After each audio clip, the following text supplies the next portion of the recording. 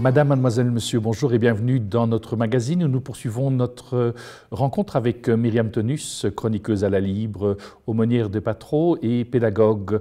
Nous poursuivons en fait cette rencontre surtout où nous discutons de thématiques liées à l'éducation. Myriam Tonus, bonjour. Bonjour. Myriam, éducation, frustration, ça rime et ça rame.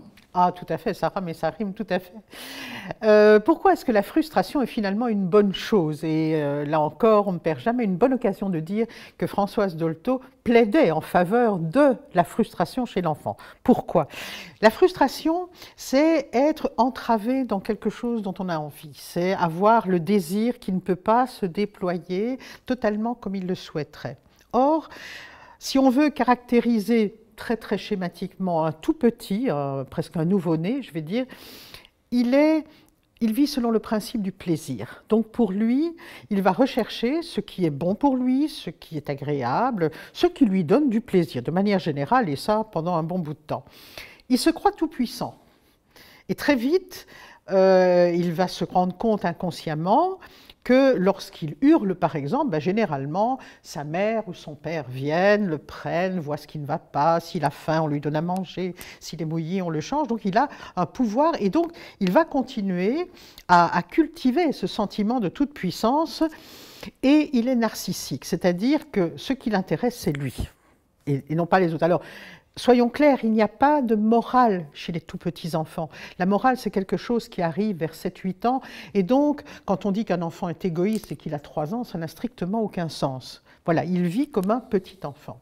Mais il n'empêche que si l'on continue à laisser s'installer le principe de plaisir, mais ça peut donner, alors je vais faire un saut dans l'âge, on voit des adultes qui alors même peuvent devenir des individus dangereux, pervers, parce qu'ils ne recherchent que ce qui leur fait plaisir.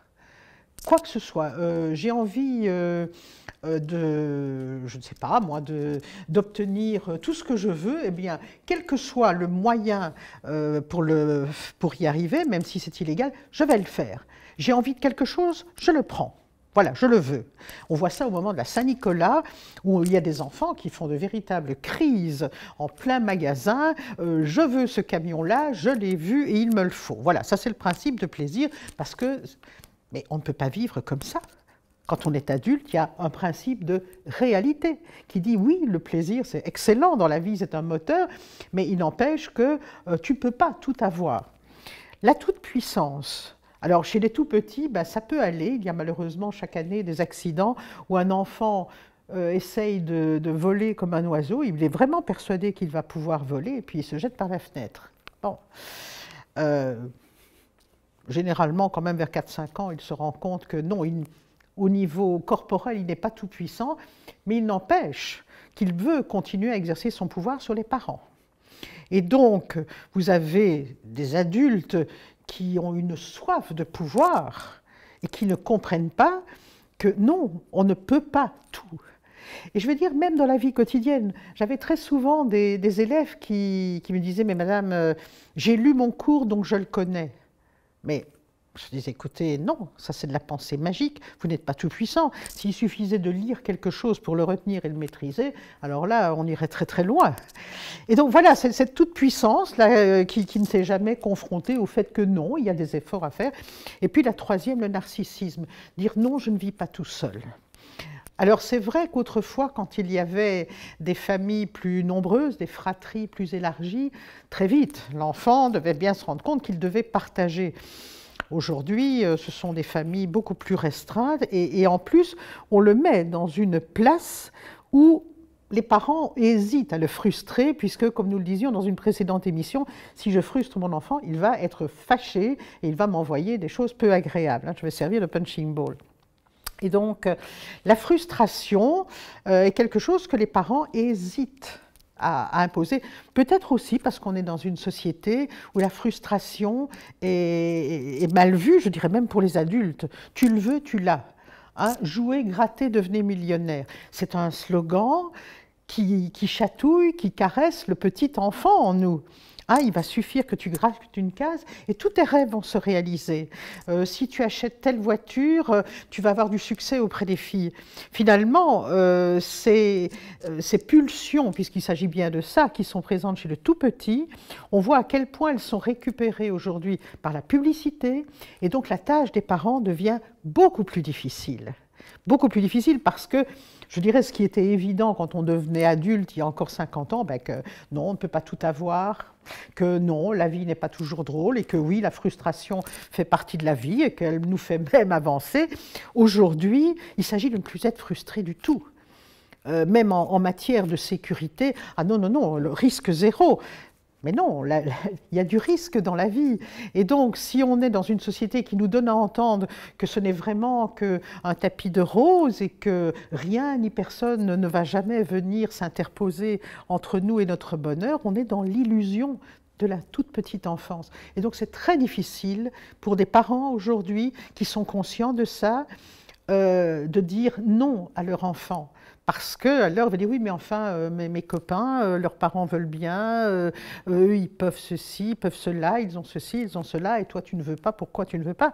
Il faut vraiment que le parent soit très solide et qu'il ait en tête cette conviction que s'il ne met pas des barrières et s'il ne frustre pas son enfant, toutes les pulsions vont pouvoir continuer à se développer et elles sont beaucoup plus redoutables à l'âge adulte. Un enfant qui disait un jour à sa maman, qui lui mettait justement des barrières, tu es une méchante maman, et la maman répondait, mais oui, moi aussi je t'aime. Oui, c'est très beau. Mais voilà. Alors ça, c'est une réponse géniale, parce qu'effectivement, elle a compris que l'enfant ne disait pas ça contre elle, ne voulait pas la blesser, mais il exprimait « je suis malheureux parce que tu me frustres ». Parce que je vis une frustration, mais ça c'est autre chose, et qui lui a répondu « moi aussi je t'aime, c'est merveilleux ». Voilà, ça c'est un excellent exemple de bonne pratique. Et encore une fois, je pense que c'est la force que l'on peut se créer en soi quand on est parent, qui est de dire c'est parce que j'aime mon enfant que je lui dis non, c'est parce que j'aime mon enfant que je ne le laisse pas tout faire. Alors peut-être qu'il faudra des années, et peut-être qu'il ne le reconnaîtra jamais, hein. Même s'il le vit, il ne dira jamais « Oh, même maman, papa, comme vous m'avez bien éduqué ». Mais je vais vous dire un petit symptôme. On dit toujours que les enfants sont les symptômes des parents. Et donc, lorsque on se demande ce qu'on a pu faire avec ses enfants, lorsqu'on a la chance, et c'est mon cas, d'avoir des petits-enfants, et qu'on voit des petits-enfants qui deviennent eux-mêmes adolescents et qui grandissent bien, on se dit, il a quand même fallu que j'éduque mes enfants quand même pas trop mal pour qu'ils arrivent à éduquer. Ils ont eux-mêmes intégré durement les lois qu'on essayait de leur donner, mais ils les ont tellement bien intégrées que maintenant ils reproduisent avec leurs enfants et donc ils éduquent bien leurs propres enfants. Mais il ne fallait pas attendre que nos enfants nous disent « Ah, merci de nous avoir frustrés, c'était magnifique ». Mais cette frustration-là, quelque part, cet apprentissage des limites, est-ce qu'elle n'est pas constitutive du surmoi de l'être humain, fondamental à l'émergence d'un moi? Si, bien entendu, mais le problème, c'est que le surmoi, ce n'est pas quelque chose d'inné. Le surmoi, c'est un réservoir qui se construit à partir de ce qu'il y a dans la société. Autrefois, on avait un surmoi gros comme un immeuble qui vous pesait dessus. Aujourd'hui, j'aurais presque tendance à dire qu'il n'y a plus de surmoi. En tout cas, il semble devenir très discret, puisque tu peux tout faire, tu peux tout avoir, tu peux être n'importe quoi, tout se vaut, le bien, le mal, finalement, c'est très relatif, tu es comme ci, mais tu pourrais être comme ça. Autrement dit, où est le surmoi? Le surmoi, il se construit quand même à partir d'un cadre moral, quel qu'il soit. Et je ne dis pas ici qu'il faut une référence philosophique ou religieuse, mais il faut qu'il y ait une espèce de ligne rouge qui dit « par là ça va, par là ça ne va pas ». Et ce n'est pas négociable. Or aujourd'hui, on voit bien, oui, mais quand même, pour moi c'est pas bien, mais peut-être que pour toi c'est bien, etc. Il y a un relativisme moral qui est aussi un facteur compliquant. Alors, je ne dis pas du tout qu'il faut en revenir à une morale rigoriste, qui ne se discute pas, qui s'impose, mais en éducation, s'imaginer qu'on peut se passer de morale, c'est là aussi une illusion. D'où l'importance, effectivement, quelque part, de l'apprentissage des interdits, des lois, dans le cadre de l'éducation. Tout à fait.